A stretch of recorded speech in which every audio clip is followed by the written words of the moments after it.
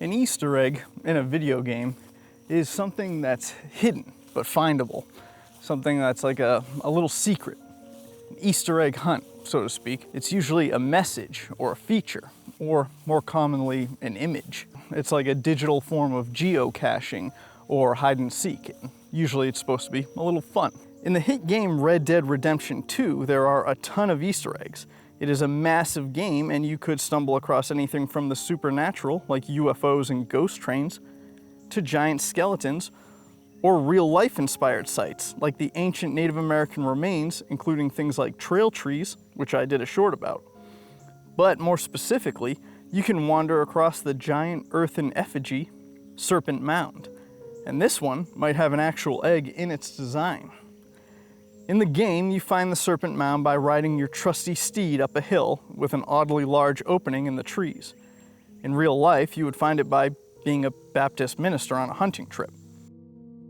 Serpent Mound is exactly that, a long, snaking earthen mound shaped like a serpent. 400 yards long, it coils back and forth with a tightly wound tail and a mouth that opens to consume an egg, or the sun, or moon.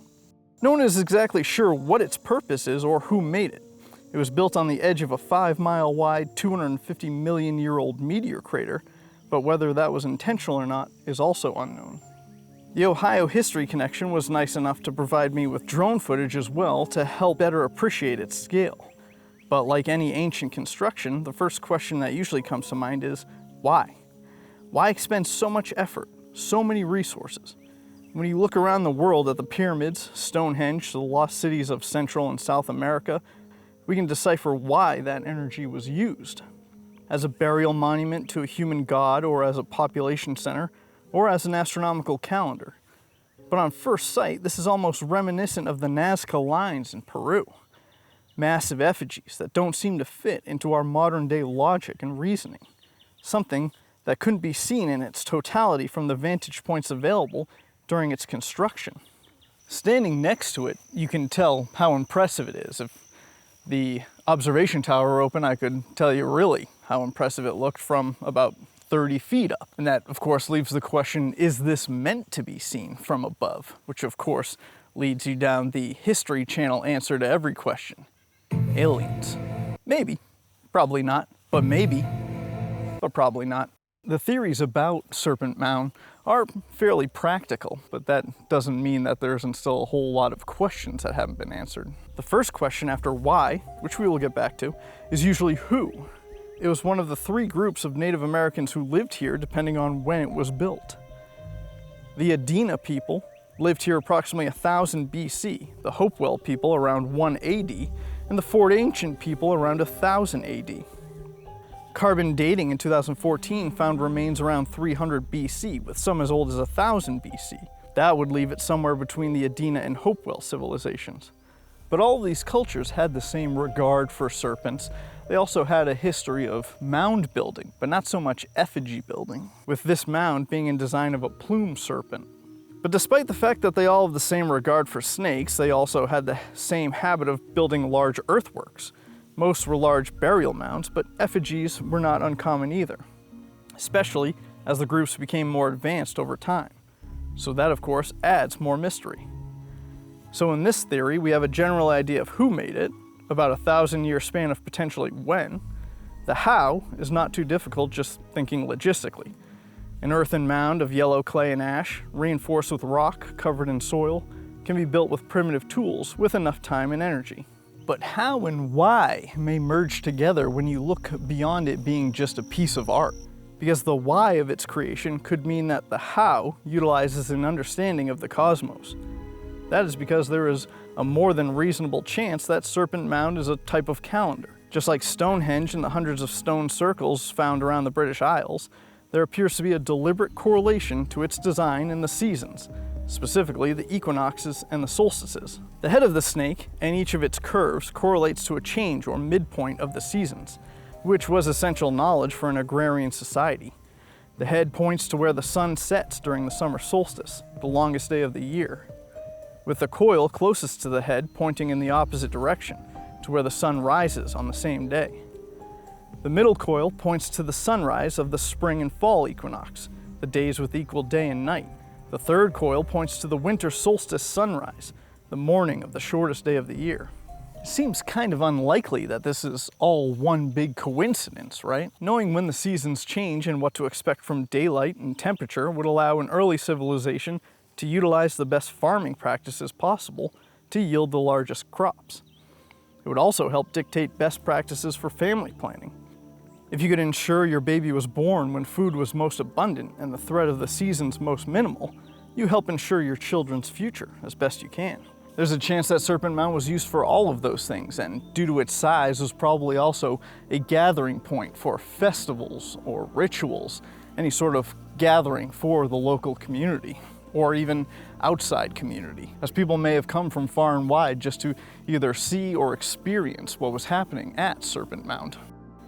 Because otherwise, why not just jam a few logs in the ground or erect a few stones like in the British Isles? But again, this is just one interpretation, and it still leaves the question why one of these cultures that wasn't known for building large earthworks, and especially not large effigies, would go and build one of the largest in the world. Creating something of magnitude like here and at Stonehenge would not only require a community, but it would support one as well.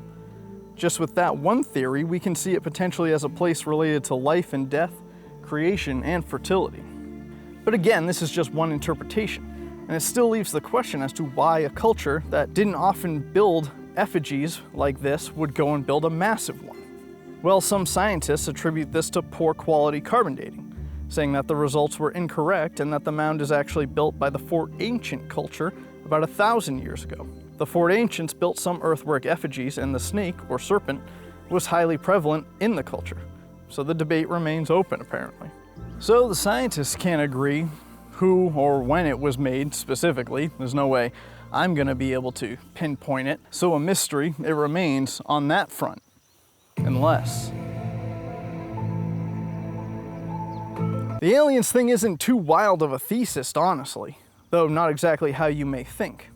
Those scientists arguing for a more recent construction, around 1,000 years ago, also say that its construction lined up with a visible supernova in the sky, or maybe even Halley's Comet, or maybe both, because a visible supernova showed up 12 years before Halley's Comet, around 1060 AD. Others think that its construction in the last 3,000 years is way too recent, thinking 10,000 years or more may be the truth. The reality is, no one knows.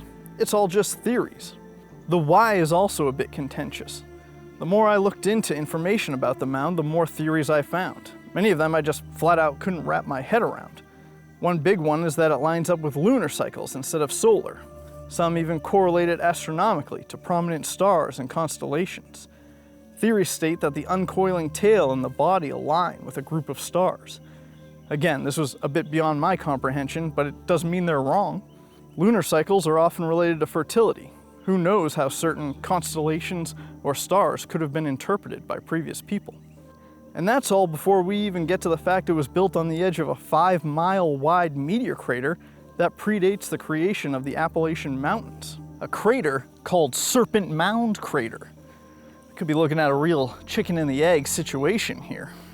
Could the possibility of spaceborne material being present have influenced the building of the mound here? Is that just a wild coincidence that is only noticeable with modern day technology and knowledge?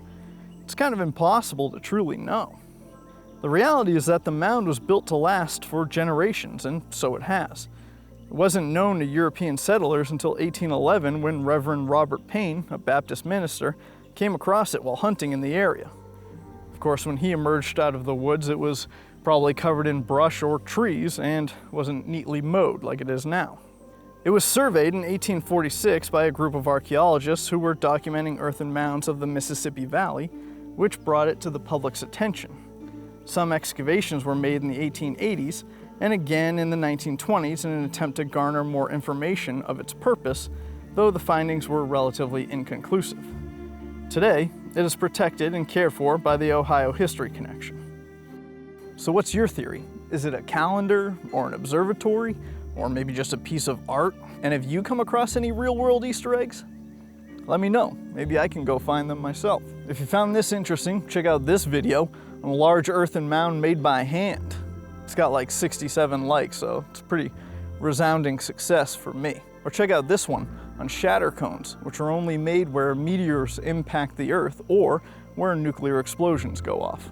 Thanks for watching. I'll get lost.